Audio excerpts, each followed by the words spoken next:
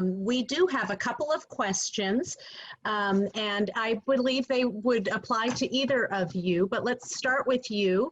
One of the questions has to do with that use of popular literature. Do you have ideas, specific ideas on using stories with novice language students who have very little second language vocabulary? And then if you could add to that, if either of you have any specific authors that you can recommend for different leveled readers. So a two-part story, specific ideas on using stories with very beginner language learners who have little vocabulary in second language, as well as any authors you can recommend for leveled readers.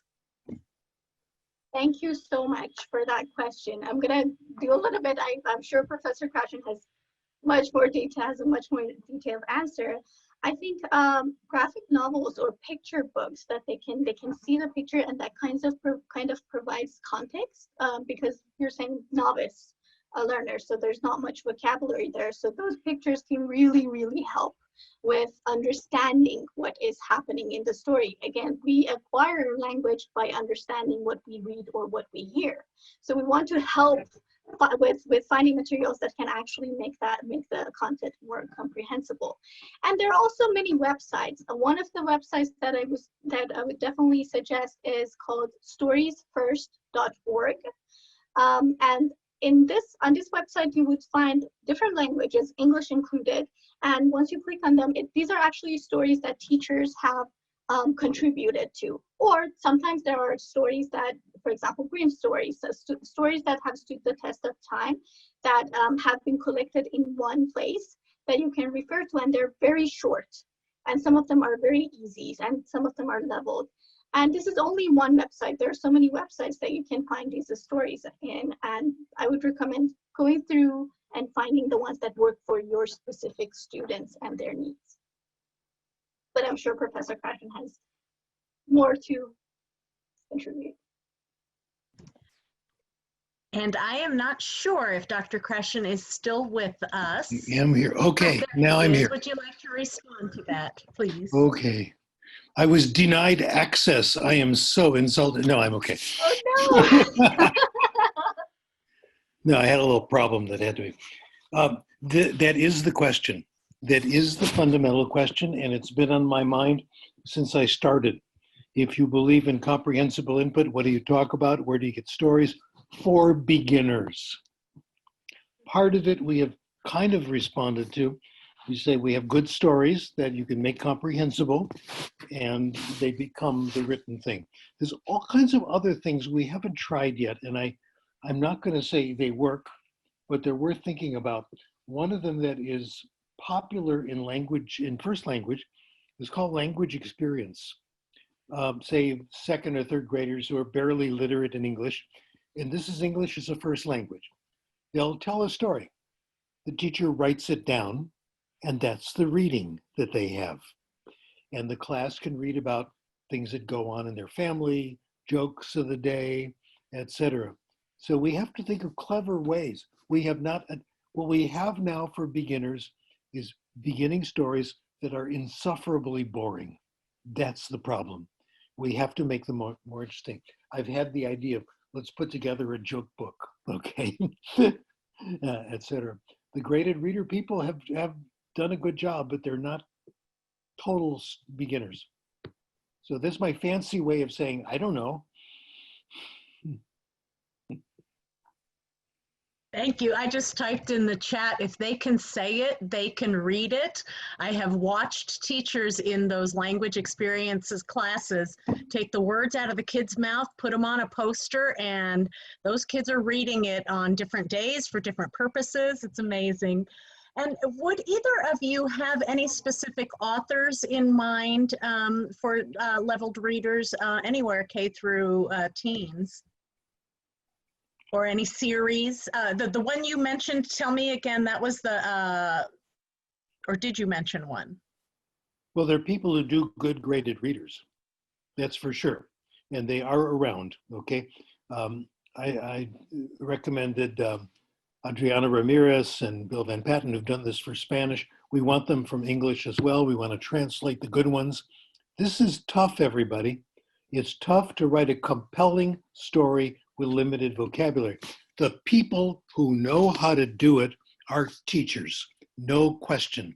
They don't think a teacher knows a child, doesn't think, well, he's had 2 years, he knows the following verbs. No, they know how to talk to make things comprehensible because they've dealt with them so often. It's like your mom knew how to talk to you when you were 2 years old. She didn't think, well, she's ready now for irregular verbs. It just comes naturally from having spent time. So it's teachers who are going to know, in my opinion.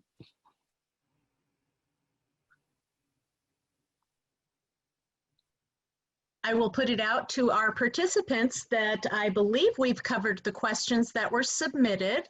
So we probably have another couple of minutes if anybody else has any further questions, or if either one of our speakers have any closing thoughts. I have a thought.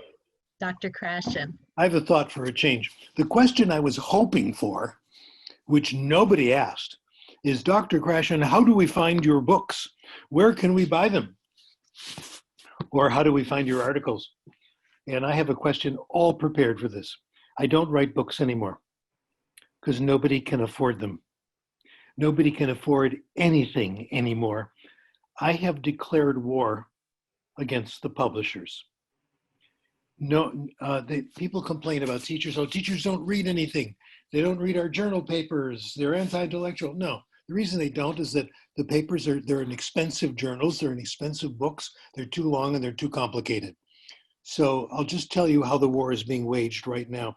It was begun in mathematics, by the way, and I'm taking it over to literacy and language arts. My articles, and I'll tell you who the other culprits are. My articles are all short. They are free. You don't have to subscribe to the journal. You can't anyway, because you can't afford it. Neither can I, okay? Nobody can. The journals now cost hundreds of dollars. The books can run $200, you know, the elaborated textbooks with sources and all that. So for me, everything should be free, written in journals that charge you nothing, that you can download for nothing. We call this open access. Several people are doing this now. Dr. Ashtari is publishing this way, Benico Mason, Jeff McQuillan. So in my opinion, some of the best people in the field are doing this. I advertise mine on, what's it called? Help me. Where do I put them? ResearchGate? I put them on ResearchGate. You can get them for free. And I also just put them on public media, anywhere I can. So I put them on Facebook, anywhere I can. But ResearchGate, thank you, is a perfect place to put them.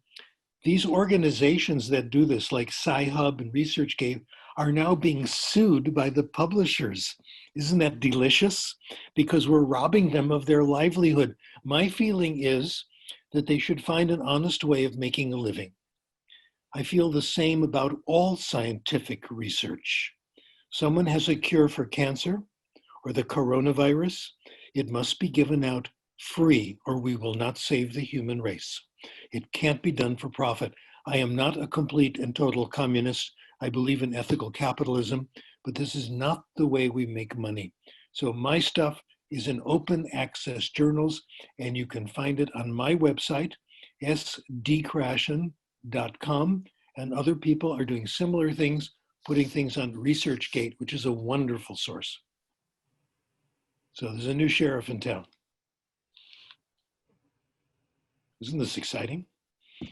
And I need to give a little plug for some of your books in the past. They were very short and inexpensive. And when we opened El Puente Bilingual School 9010, one of the pieces that we did was take that little book, I want to say it's something like Separating Fact from Fiction, and gave it as a gift to every board member. So I recommend to anyone out there, that little book costs less than $12 if I'm not mistaken. But when you put the book in leaders' hands, policymakers, it's super easy read. So Krashen's books are amazing. You and I are now BFF, okay? Here's what I'm gonna do in honor of what you said. I'm trying to do this now, but if you can find the title, send it to me. I'll make sure it's available for free. Oh, I'll thank you, make sure Dr. it's on Krashen. social media. I'm having trouble giving things away right now. It's so hard to find this stuff. So, and it's not easy to make it in PDF form. I'm getting help from people to do that. But this is the future. This is the way. It is. Thank you so much. And now I believe I will be turning it over back to our president, but I want to thank Drs. Ashtari and Krashen again.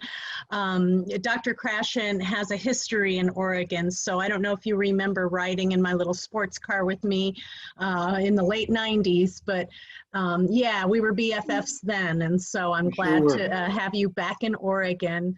And I'm really excited. We have about 80 people here right now. So this is the Leadership for Bilingual Education, and a great way for us to get ready for our school year, whatever that may look like. Hey, follow me on Twitter. Yes. I want to catch up to Justin Bieber. Everybody hear that? Yeah. Time to quit. I announce books there. I announce articles. I announce articles by the usual suspects. You'll find Dr. Ashtari's papers. You'll find Jeff McQuillan's papers. All these people that are doing good work, and we're getting it out for free. And articles are now short, 2 pages, 3 pages, that's it. The article that won the Nobel Prize for the double helix, Crick and Watson, probably the most cited paper ever in the history of science, 2 pages.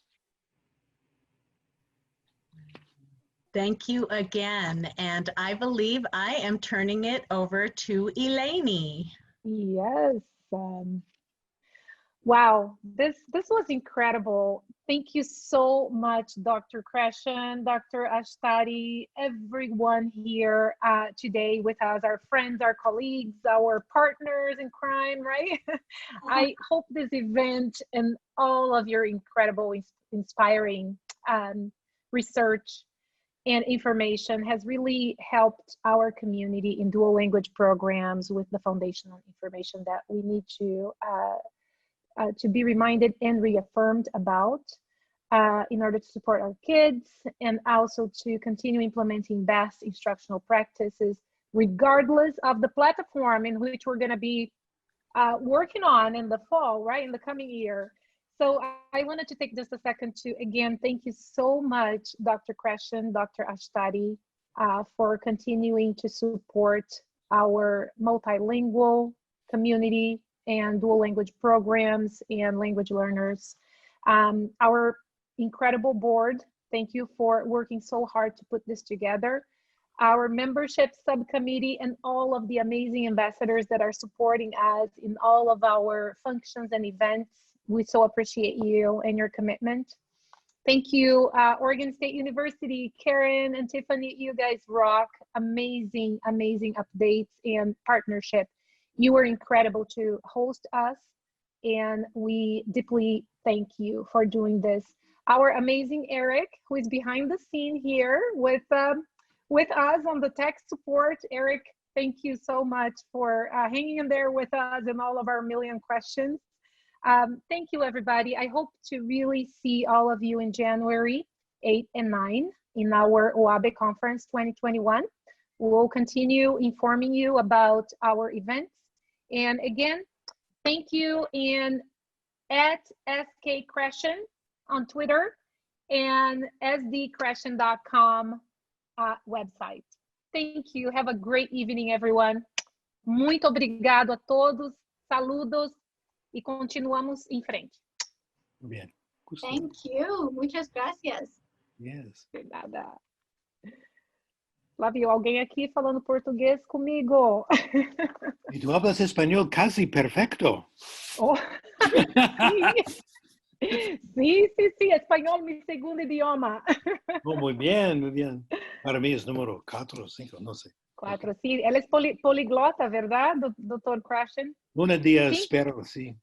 5 idiomas o 6? Más. Más de 6. Yo puedo hablar solamente 5 idiomas bien. Después de eso, tengo muchos problemas. You're incredible. Oh, I love it. Es mi profesión. It's so interesting. The best We way need to get insight into all this is to work on these languages yourself. It is so much fun. And I support agree. libraries, access libraries, school libraries, public libraries. Yes. Yes. Thank you. Guys, follow us on our website. The recording will be posted there, oabe.org. Twitter, we're there. We have already posted several things, and our Facebook, Oregon Association for Bilingual Education. Be with us, and we'll see you all very soon.